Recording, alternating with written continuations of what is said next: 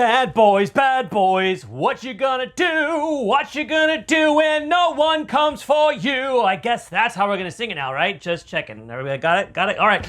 Bad boys, bad boys.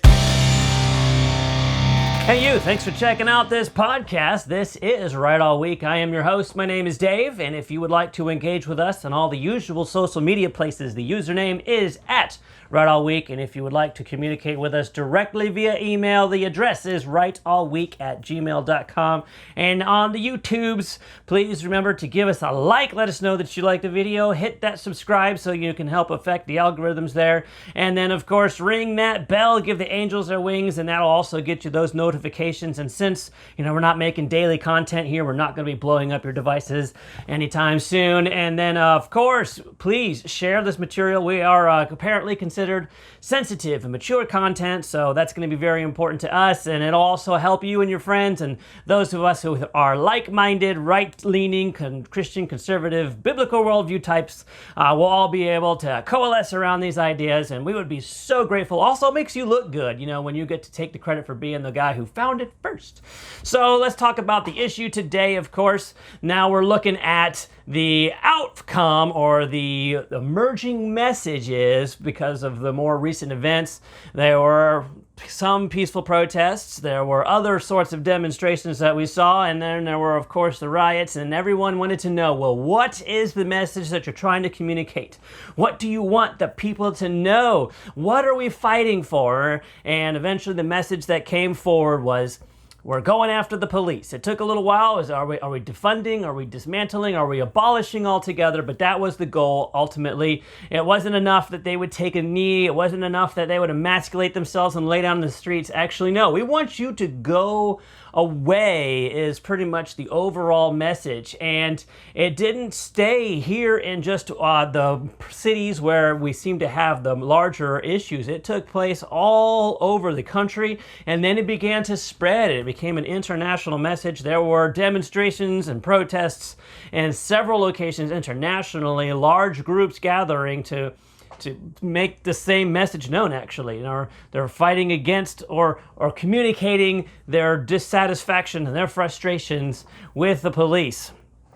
And so I wanted to respond to this, again, as we always do. Surprise of surprises, we're going to talk about this from a biblical perspective because, it's not really uniform. It's not like these same things are happening in all of these cities. In fact, I would like to challenge some of the messaging that we've seen, because they're trying to make it say, well, there's so much that's wrong. There's just so much corruption, and they're not making any progress, and it's beyond repair, and that's the reason they need to go away. And that's really not true when you're looking at the statistics. But I know you just can't look at those because you can manipulate those. But sometimes it's really hard to manipulate the trending numbers. So to try to say that there's no success, that it's just as bad as it had always been. And you can see, looking at the last 5 years almost, 2017, 2018, 2019, 2020, you can see the trend that's been happening. The departments, specifically, let's talk about like the violence and the shooting deaths and all. That's probably like one of the main things that they're trying to target, right? And you can tell there actually has been a lot of success in these areas, and that's straight across the board, regardless of race or nationality. And you can split those up if you want to, and I think that does help in some cases if you're trying to make a case specific to race, which some people are. But you can just look and see that the police and those who are responsible for oversight and management and trying to address the way that they are responsible for the managing of specific issues, they have definitely improved operations, and they have gotten much better at de-escalating situations and resolving conflict without taking lives. And it's true. True for whites, true for blacks, true for Hispanics, true for whatever people fall in the category of other. All of those numbers have been in a downward trend. And it's to the point now where if you separate it to another category and say, well, what about unarmed people? Well, that's definitely down. And if you throw in, what about black people? That number is definitely down. The smallest number, unarmed black people who died in a conflict with the police last year was 9. A nice low number of 9, which was down from 18 the year before. So you can't say that they haven't been making progress. And if you even throw in all of the armed conflicts, people who are in a shootout, you've got less than 100 in just the last year. So definitely a trend of progress, success, improvement. And so you can't use that argument and say, well, they're just not doing it.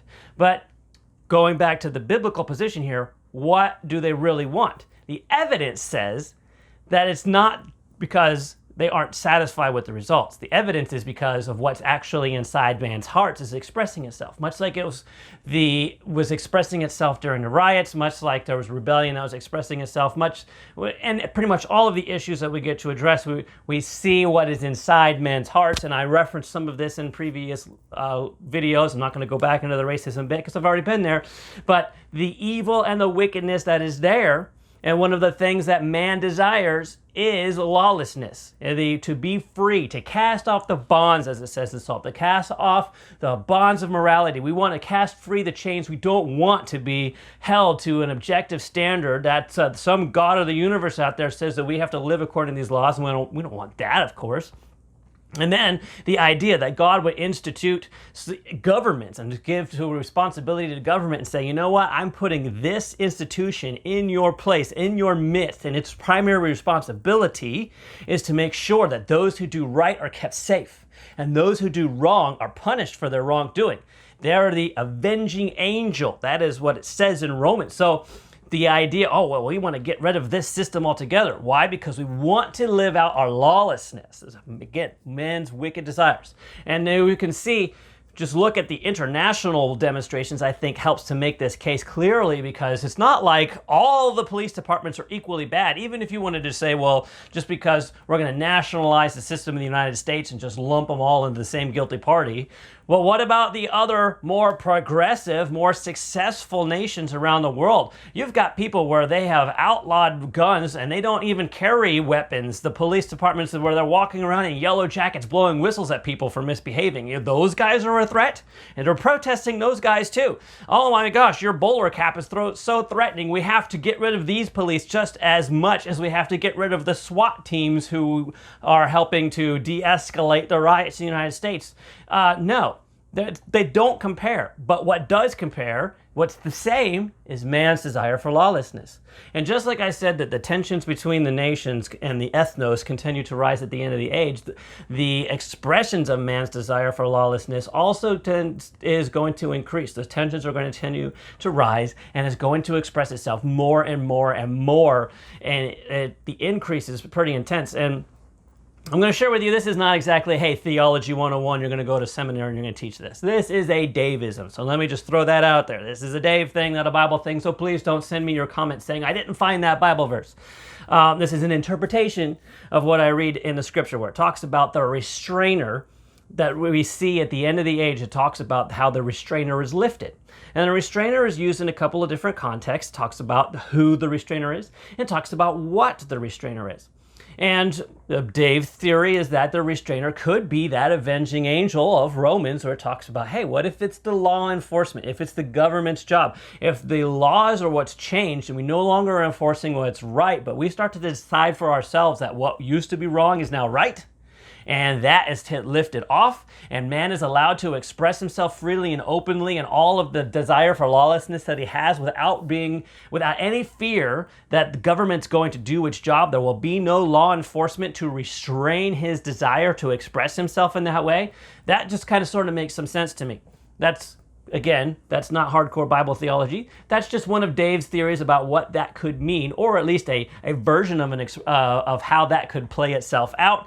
Or maybe it's one of the signposts that we're getting close to there. But I think it's also, what we know for sure is, as man continues to pursue its lawlessness, it's going to create just the right kind of a context for the man of lawlessness to appear. So it makes sense again, as time moves forward and we get nearer and nearer to the end, that is going to continue to escalate. So people trying to say dismantle, abolish, get rid of the police. It's just our desire inside to want to continue to be wicked, to want to partner with the dark, to agree with the devil whether or not we believe that he's there. It's just what we've always been doing since the beginning, and we're doing it more and more and more because more time has passed and we're getting nearer and nearer to the end. Is it tomorrow? I don't think so. Is it a few years from now? Not sure about that either, but we're definitely closer than ever. So that's the reason it's escalating.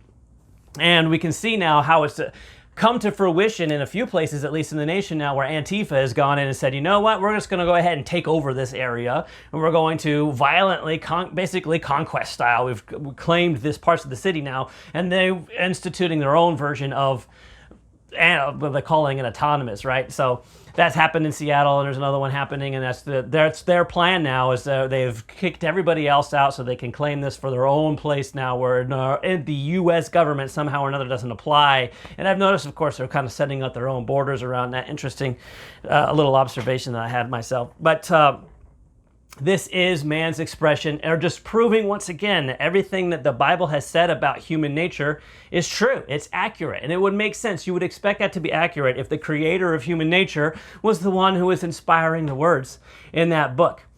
So, hey, what do we want to do then if we're Christian, conservative, Bible-believing people on the planet today who want to say something to try to help communicate and be a part of the solution? Well, then we want to affirm law and order. We want to affirm that the avenging angel is a gift from the Lord to help us in this time, in this age, before the end comes, right?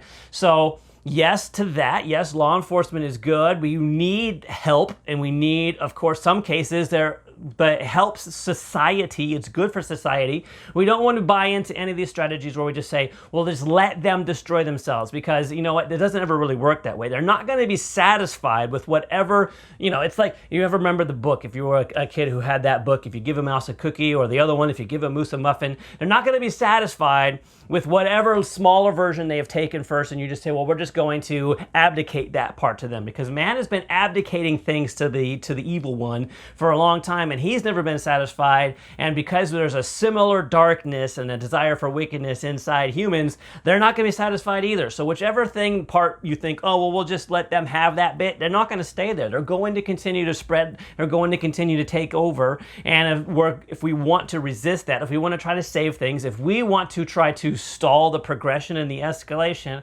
then we have to affirm law, we have to affirm order, we have to affirm government's role to do that, and then we also want to, do things kind of like what I'm doing right here, say that this is the truth of the Bible, this is what it actually says about humans, and what we actually need to do in order to solve that is to not rely on ourselves. We actually need to surrender ourselves, because we need to be reborn. We need a Holy Spirit to birth us. We need to have our spirit man renewed. We need to submit to the only person who could properly lead us, and that would be, of course, to be Jesus Christ, who is eventually going to come. And the utopia that all these people think that they're going to somehow establish without him, they can't do it. That's the great lie that all these people believe. You can't have that perfect place until Jesus comes. When he comes, it will be. But before then, it's all pride of man trying to cut him out of the picture, and you always fail. And that's the truth of the matter. So, here we are, just acknowledging the truth of our situation. We're going to have to start rejecting the lies and continue to speak the truth boldly in love, and affirm the government's role to do law and order. And remember, I did say this in a previous video, we have to do consequences, because a rule that doesn't have consequences, it's not a real rule. All right, hey guys, thanks for watching this video. If you're still with me, I appreciate you, and I hope that you will come back and continue to watch more videos as we can continue to post them. This is Right All Week, and I am Dave, and this is where we talk about what's right, how it's right, and why it matters.